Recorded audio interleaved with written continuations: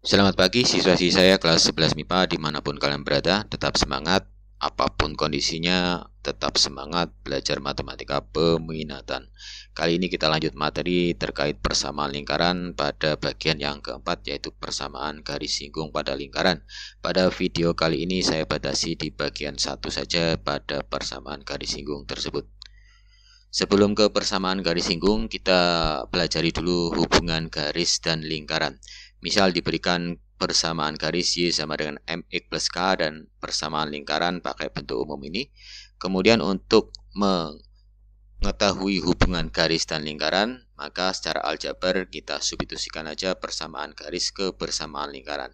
Jadi setiap Y yang ada di lingkaran kita ganti dengan MX plus K. Maka didapat seperti ini.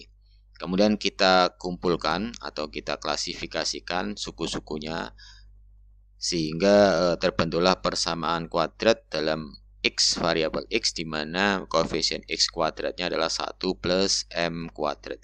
Koefisien X-nya adalah A plus 2MK plus BM dan konstanta C adalah C plus BK plus K kuadrat.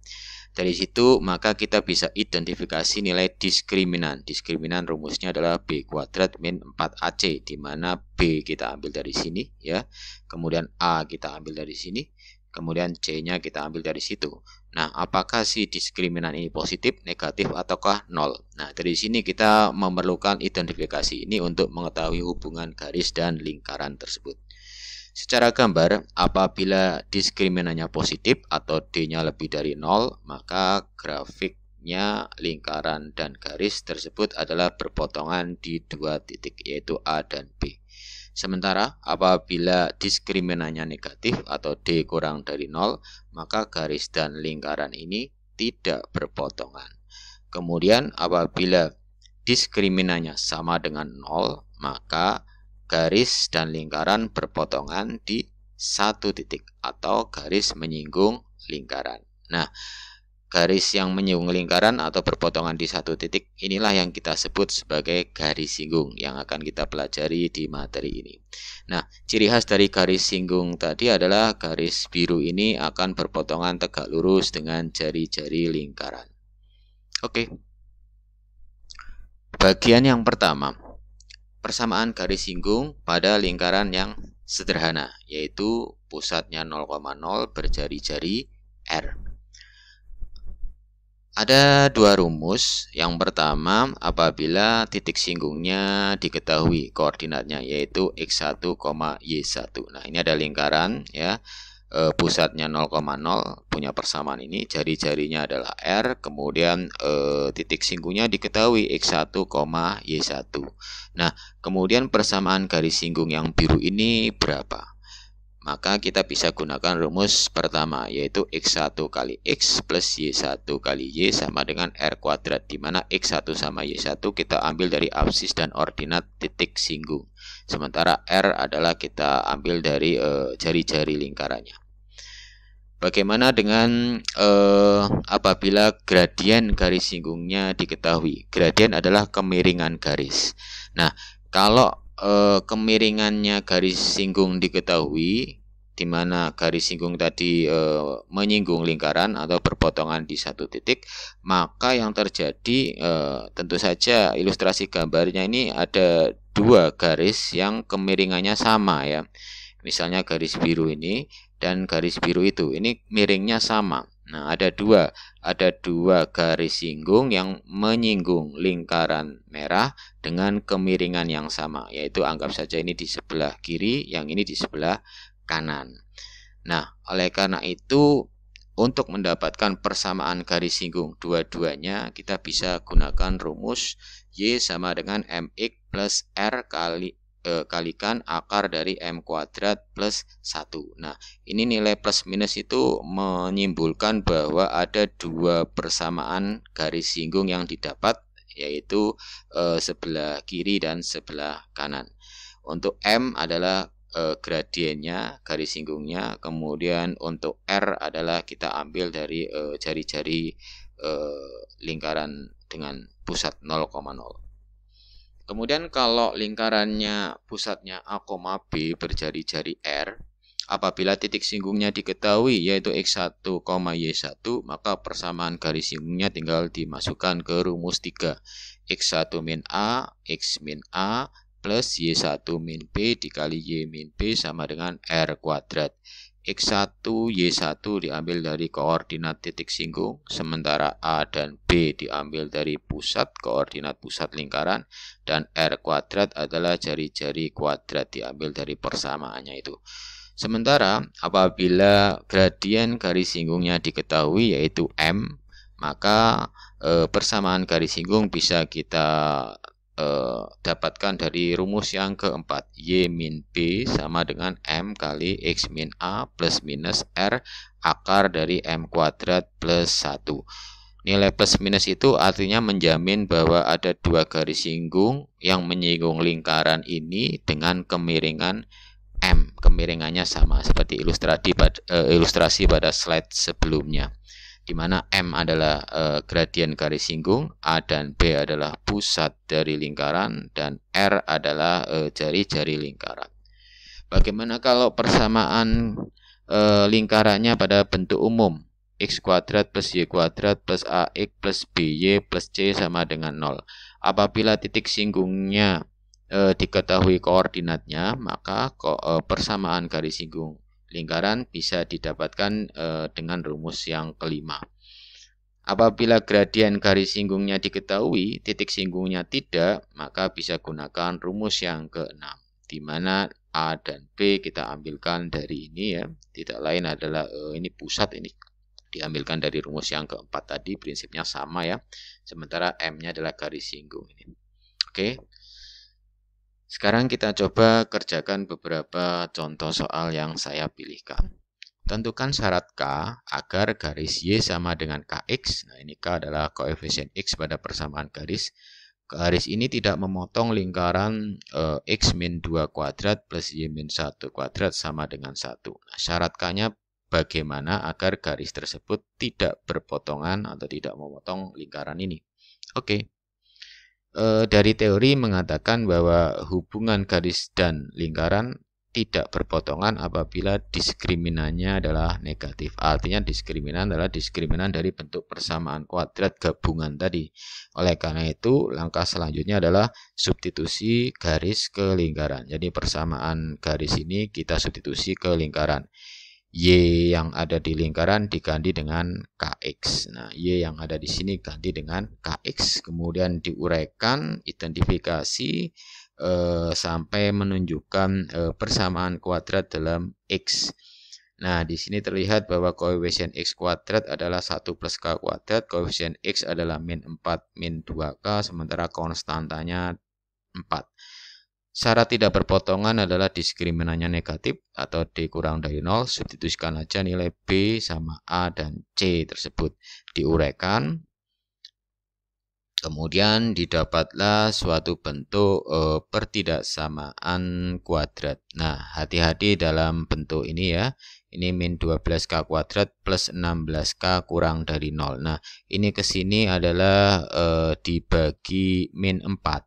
Jadi kalau ini dibagi min 4 dapat 3K kuadrat, ini dibagi min 4 dapat min 4K. Karena ini pertidaksamaan maka tandanya harus dibalik karena dibagi bilangan negatif. Kemudian difaktorkan, didapatlah pertidaksamaan kuadrat dalam variabel K. Sehingga didapat syarat K agar garis tidak memotong lingkaran adalah K kurang dari 0 atau K lebih dari 4/3. Soal nomor 2. Tentukan persamaan garis singgung pada lingkaran X plus 2 dikuadratkan plus Y min 1 kuadrat sama dengan 4 yang tegak lurus garis min 3X plus 4Y min 1 sama dengan 0. Oke. Karena ini lingkarannya berbentuk pusatnya A, B berjari-jari R, maka hanya ada rumus 3 dan 4. Rumus 3 itu apabila titik singgungnya diketahui, sementara rumus 4 apabila gradiennya diketahui.